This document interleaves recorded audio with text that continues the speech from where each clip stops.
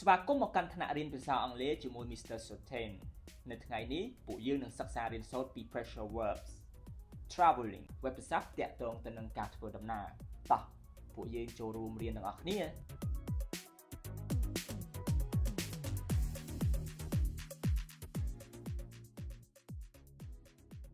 ពាក្យទី1 set ups means start a trip or begin a journey. For example, we set up early to avoid traffic congestion. Set up មានអត្ថន័យថាចេញដំណើ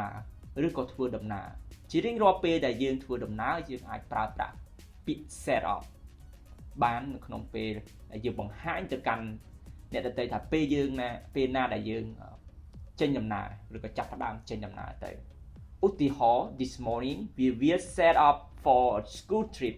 to the National Museum as early as possible ព្រឹកនេះពួកយើងនឹងចេញដំណើរឬក៏ធ្វើដំណើរទៅទស្សនកិច្ចសិក្សារបស់សាលាទៅកាន់ Museum National Museum សារមន្ទីរជាតិ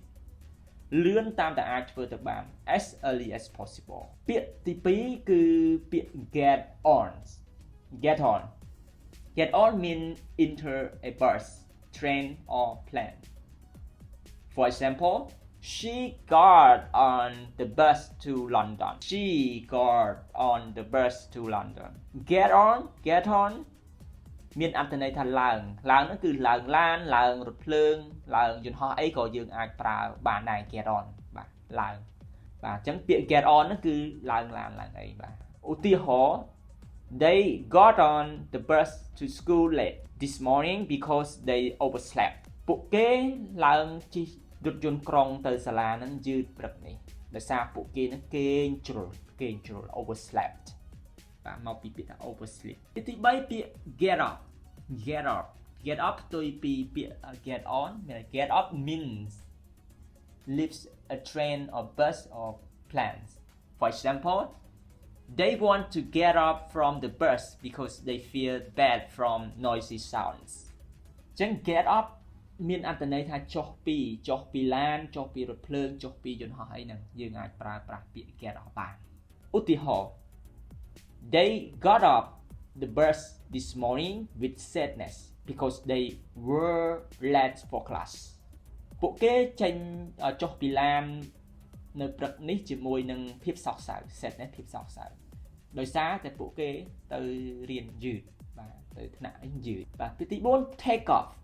take off mean when a plane leave the ground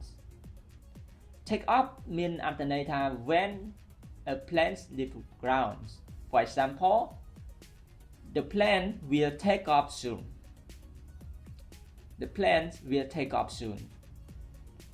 take off មានន័យថាហោះឡើងពីដីមានថាយន្តហោះ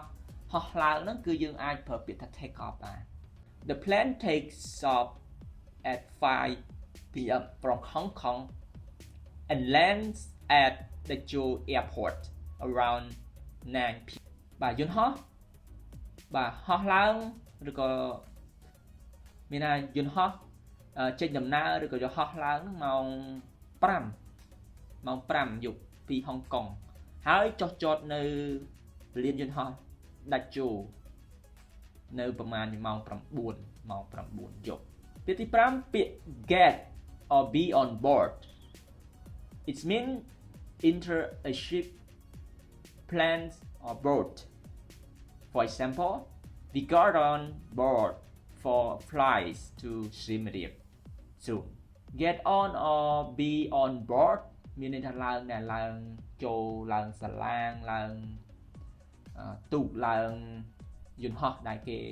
រៀបចំទុកណាអញ្ចឹងយើងត្រូវតែ on board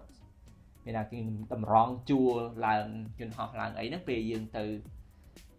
ក្រៅប្រទេសម្ដងយើងអាចជួបពាក្យទាំងអស់ហ្នឹងហើយគឺ on board ឧទាហរណ៍ all passengers must get on board the ferry to Bali before 7 a.m. បាទអ្នកធ្វើដំណើរទាំងអស់ត្រូវតែឡើងសាឡាងទៅបាលីនឹងមុនម៉ោង7ព្រឹកបាទពាក្យចុងក្រោយនៅថ្ងៃនេះគឺ pick up pick up គឺពេញនិយមបាទ pick up ហ្នឹងពេញនិយមពាក្យថា collect something or someone. For example, the bus will pick up our friends at the Dachau airport. Pick up មានអត្ថន័យច្រើនបកប្រែបានច្រើនមែនតើយើងបកប្រែថារើសយកទទួលបាទតាមស្ថានភាពជាក់ស្ដែងដែលយើងប្រើប្រាស់ឧទាហរណ៍ថាសម្រាប់យើងអាចប្រើប្រាស់ពាក្យថារើសលុយយើងអាចរើសដែរបាទពេលមនុស្សយើងអាចប្រើប្រាស់ថាទៅយកបាទទៅទទួលអីចឹងទៅឧទាហរណ៍ឡានក្រុងទៅយកយើងអីចឹងណាអូខេឧទាហរណ៍ we pick up some money at the airport បាទពួកយើងរើសបានលុយមួយចំនួននៅឯតាកាស៊ីនអរគុណបងប្អូនទាំងអស់គ្នាក្នុងការតាមដានចូលរួមរៀនសូត្រជាមួយពួកយើងទាំងអស់គ្នាសង្ឃឹមថាបងប្អូនទទួលបានចំណេះដឹងថ្មីនិងចូលរួមចំណែកដល់ការពង្រឹងភាសាអង់គ្លេសរបស់អ្នកទាំងអស់គ្នាអញ្ចឹងរងចាំរៀនមេរៀនបន្តហើយស្វាគមន៍នៅមតិស្ថាបនាសូមអរគុណ